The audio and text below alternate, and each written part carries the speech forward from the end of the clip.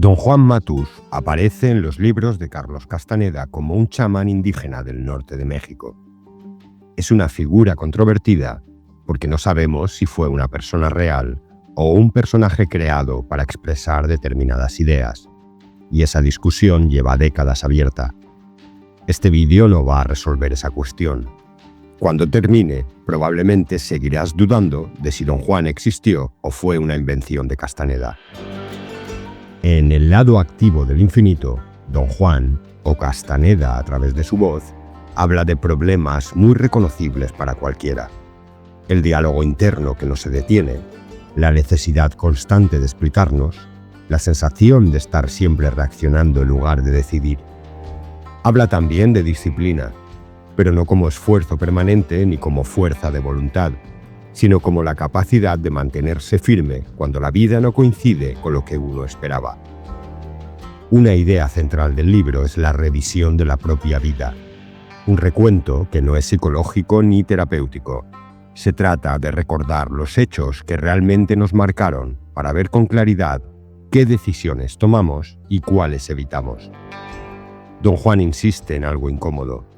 Vivimos como si el tiempo no se acabara, y esa ilusión nos debilita. Hoy te presento una selección de fragmentos de El lado activo del infinito. Aquí hay poco que interpretar, porque las enseñanzas del nahual Don Juan son directas y se entienden por sí mismas. Comenzamos.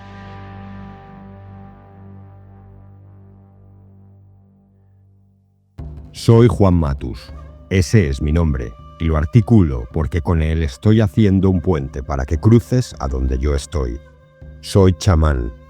Pertenezco a un linaje de chamanes que ha durado 27 generaciones. Soy el nahual de mi generación. Solo el nahual tiene la capacidad energética de ser responsable del destino de sus cohortes. El nahual puede ser hombre o mujer. En el tiempo de los chamanes, que fueron los fundadores de mi linaje, las mujeres eran por regla las nahuales. Su pragmatismo natural, producto de su feminidad, condujo a mi linaje hacia pozos de practicidad de los que casi nunca pudieron salir. Entonces los hombres asumieron la dirección y condujeron a mi linaje hacia pozos de imbecilidades de los cuales apenas estamos saliendo ahora. Ser chamán no significa practicar hechizos, o tratar de afectar a la gente, o ser poseído por los demonios. El ser chamán significa alcanzar un nivel de conciencia que da acceso a cosas inconcebibles. El término brujería no tiene la capacidad de expresar lo que hacen los chamanes, ni tampoco el término chamanismo. Las acciones de los chamanes existen exclusivamente en el reino de lo abstracto, de lo impersonal. Los chamanes luchan para alcanzar una meta que nada tiene que ver con la búsqueda del hombre común. Los chamanes aspiran a llegar al infinito y a ser conscientes de ello. A través de su disciplina y resolución, los chamanes eran capaces de retener su conciencia y propósito individuales después de la muerte. Para ellos, el estado idealista y vago que el hombre moderno llama la vida después de la muerte es una región concreta, repleta de asuntos prácticos de un orden diferente al de los asuntos prácticos de la vida cotidiana, y que sin embargo tienen una practicalidad funcional semejante. Coleccionar los sucesos memorables en sus vidas era para los chamanes la preparación para entrar en esa región concreta que llamaban el lado activo del infinito. Los chamanes de mi linaje estaban convencidos de que la colección de sucesos memorables era el vehículo para el ajuste emocional y energético necesario para aventurarse, en términos de percepción, a lo desconocido. La meta total del conocimiento chamánico es la preparación para enfrentarse al viaje definitivo, el viaje que todo ser humano tiene que emprender al final de su vida. Cada guerrero obligatoriamente colecciona material para un álbum especial que revela la personalidad del guerrero. un álbum que es testigo de las circunstancias de su vida. Sobre todo, es como un álbum de retratos hechos de recuerdos, retratos que surgen al recordar sucesos memorables. Son memorables porque tienen un significado especial en la vida de uno. Lo que te propongo es que hagas tu álbum, incluyendo en él un recuento completo de los sucesos que han tenido un significado profundo para ti. Por lo general, los sucesos que cambian nuestro curso son asuntos impersonales y a la vez extremadamente personales. Tu conflicto es muy natural y es el resultado de la batalla entre tus dos mentes. Cada uno de nosotros, como seres humanos, tenemos dos mentes. Una es totalmente nuestra y es como una voz débil que siempre nos trae orden, propósito y sencillez. La otra mente es la instalación foránea. Nos trae conflicto, dudas, desesperanza, autoafirmación. No somos mezquinos y contradictorios por naturaleza. Nuestras mezquindades y contradicciones son más bien el resultado de un conflicto trascendental que nos afecta a cada uno de nosotros, pero del cual solo los chamanes tienen dolorosa y desesperadamente conciencia: el conflicto entre nuestras dos mentes. Una es nuestra mente verdadera, el producto de las experiencias de nuestra vida, la que raras veces habla porque ha sido vencida y sometida a la oscuridad. La otra, la mente que usamos a diario para todo lo que hacemos, es la instalación foránea. Resolver el conflicto entre las dos mentes es una cuestión de intentarlo. Los chamanes llaman al intento cuando pronuncia la palabra intento en voz fuerte y clara. El intento es una fuerza que existe en el universo. Cuando los chamanes llaman al intento, les llega y les prepara el camino para sus logros, lo cual quiere decir que los chamanes siempre logran lo que se proponen. Se puede llamar al intento para cualquier cosa, pero los chamanes han descubierto a las duras que el intento solo viene para algo que es abstracto. Esa es la válvula de seguridad de los chamanes. De otra manera serían insoportables. En tu caso, llamar al intento para resolver el conflicto entre tus dos mentes no es una cuestión ni mezquina ni arbitraria. Todo lo contrario, es un asunto etéreo y abstracto, y a la vez es tan vital para ti como te puedas imaginar. Los sucesos memorables que buscamos tienen el toque oscuro de lo impersonal. Ese toque los impregna. No sé cómo explicártelo de otra forma. No expliques tanto. Los chamanes dicen que en cada explicación hay una disculpa escondida. Así es que cuando estás explicando por qué no puedes hacer esto o aquello, lo que estás haciendo en verdad es disculpándote por tus flaquezas, con la esperanza de que el que te escucha tenga la bondad de comprenderlas. El nahual Elías y el nahual Julián eran dos hombres de temperamentos tremendamente diferentes. El nahual Elías era más callado y estaba perdido en la oscuridad de su silencio. El nahual Julián era rimbombante, un hablador compulsivo. A la vez, los dos se parecían asombrosamente en que no tenían nada adentro. Estaban vacíos. Cada hombre tenía su gracia, pero el resultado final era igual: el vacío. Un vacío que no reflejaba el mundo, sino el infinito. El infinito es todo lo que nos rodea. Los chamanes de mi linaje lo llaman el infinito, el espíritu, el oscuro mar de la conciencia, y dicen que es algo que existe allí fuera y que rige sobre nuestras vidas. Lo que nos reunió fue el intento del infinito.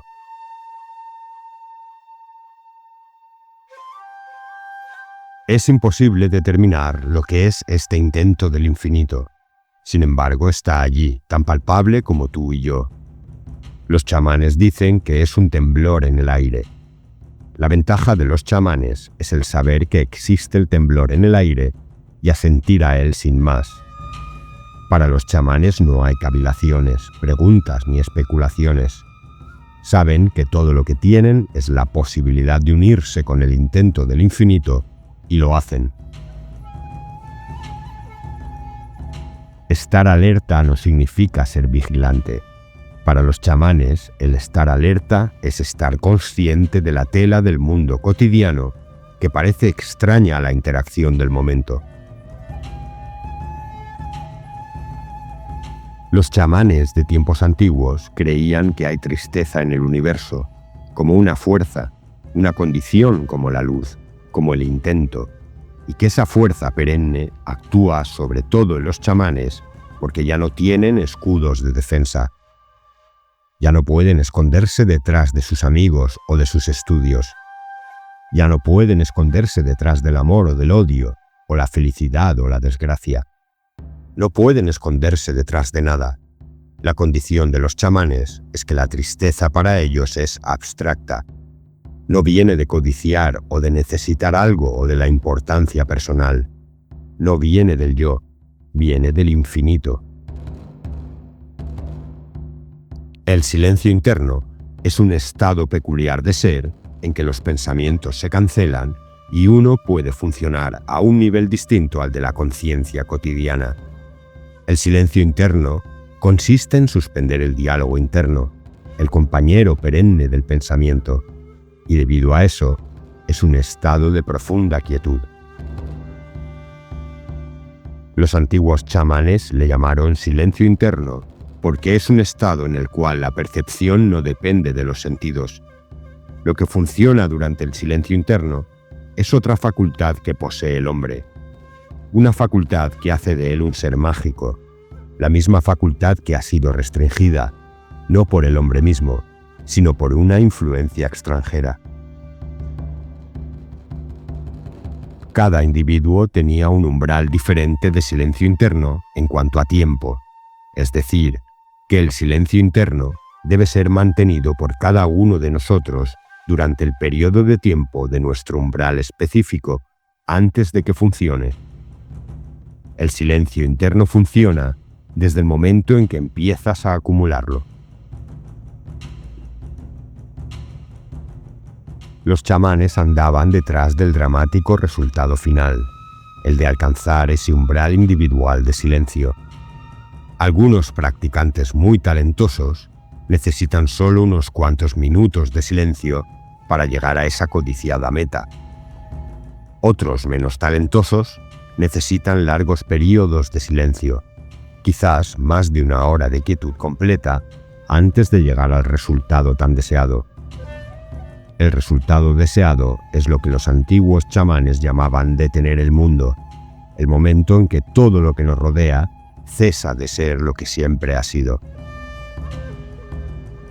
El silencio interno es una avenida que conduce a la verdadera suspensión del juicio, a un momento en que los datos sensoriales que emanan del universo dejan de ser interpretados por los sentidos, el momento en que la cognición deja de ser la fuerza que a través de uso y repetición decide la naturaleza del mundo. Los chamanes necesitan un punto de ruptura para que el funcionamiento del silencio interno empiece. El punto de ruptura es como el mortero que mete el albañil entre los ladrillos. Es solo cuando se endurece el mortero que los ladrillos sueltos se vuelven una estructura. Somos seres que vamos camino a la muerte. No somos inmortales, pero nos comportamos como si lo fuéramos. Esta es la falla que nos tumba como individuos y nos va a tumbar como especie algún día. Los guerreros viajeros son pragmáticos. No están involucrados en sentimentalismo o nostalgia o melancolía. Para los guerreros viajeros solo existe la lucha, y es una lucha sin fin. Si crees que has venido aquí a encontrar paz, o que este es un momento de calma en tu vida, estás equivocado. Esta faena de pagar tus deudas no está guiada por ninguna sensación que tú conozcas. Está guiada por el sentimiento más puro, el sentimiento del guerrero viajero que está a punto de sumergirse en el infinito, y que justo antes de hacerlo, se vuelve para dar las gracias a aquellos que lo favorecieron. Los chamanes del México antiguo vieron que el universo en general está compuesto de campos de energía bajo la forma de filamentos luminosos.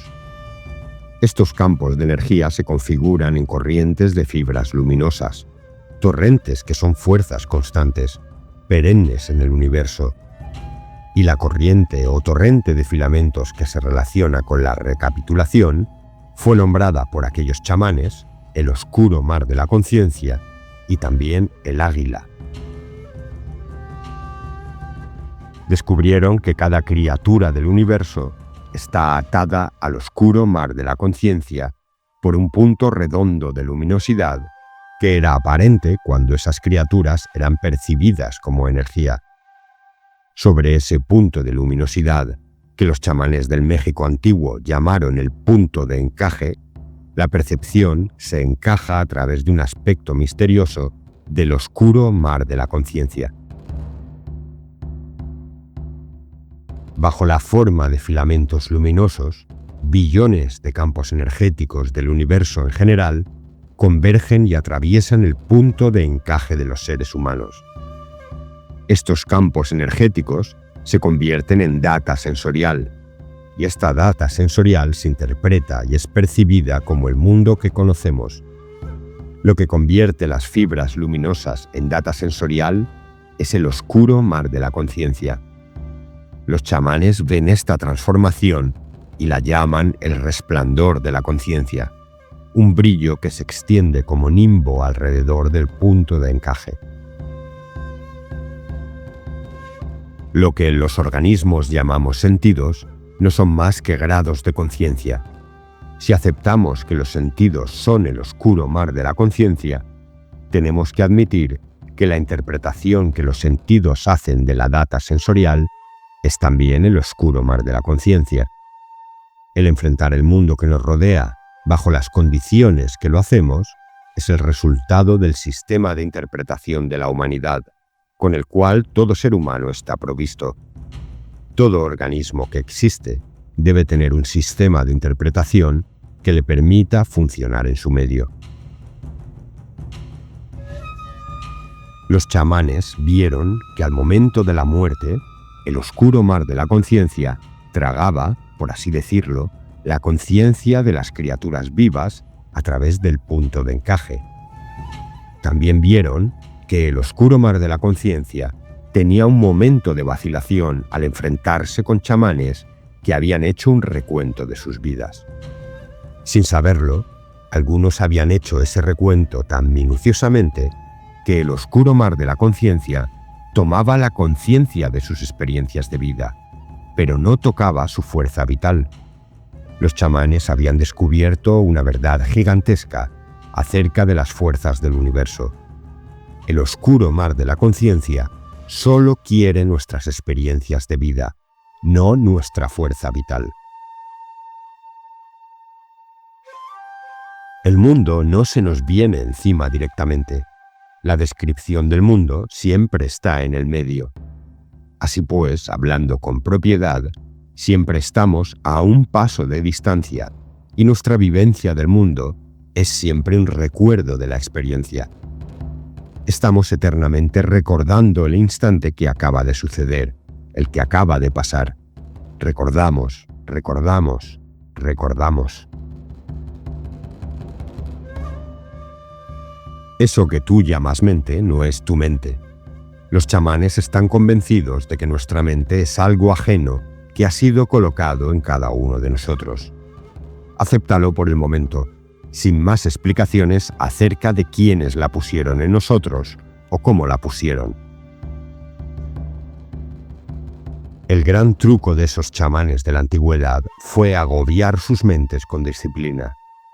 Descubrieron que si se abrumaba la mente con atención, especialmente la clase de atención que los chamanes llaman la atención de ensueño, la mente huye, y esto crea en cualquiera de los practicantes involucrados en esta maniobra la absoluta certeza del origen foráneo de la mente. La disciplina abruma la mente, pero la disciplina a la que me refiero no tiene nada que ver con rutinas acerbas. Los chamanes entienden la disciplina como la capacidad de encarar con serenidad las dificultades que no están incluidas en nuestras expectativas. Para ellos, la disciplina es un acto volitivo que les permite enfrentar todo lo que se les presenta sin remordimientos ni expectativas. Para los chamanes, la disciplina es un arte. El arte de encarar el infinito sin vacilación, no como resultado de su firmeza, sino de su admiración reverente. En pocas palabras, diría que la disciplina es el arte de sentir admiración reverente. Así que a través de su disciplina, los chamanes vencen la mente, la instalación extranjera. De acuerdo al entendimiento de los chamanes, todos los seres vivos se mueren porque se ven forzados a regresar la conciencia que les fue prestada. Esta conciencia incrementada regresa a su dador. No hay manera de explicar tal cosa con nuestro modo lineal de pensar, ya que no existe una explicación de por qué la conciencia se presta o por qué se regresa. Es un hecho del universo, y no todos los hechos del universo pueden explicarse en términos de causa y efecto, o con un propósito que se pueda determinar a priori. Si este vídeo te ha aportado algo, puedes apoyar el canal uniéndote como miembro por el precio de un café al mes y compartiendo el vídeo con quien creas que le pueda servir. Y recuerda que también tienes mi segundo canal, Audiolibros Saber y Sentido, con obras completas de filosofía y espiritualidad. El enlace está en la descripción y aquí en pantalla. Gracias por estar ahí y por formar parte de la comunidad de Saber y Sentido.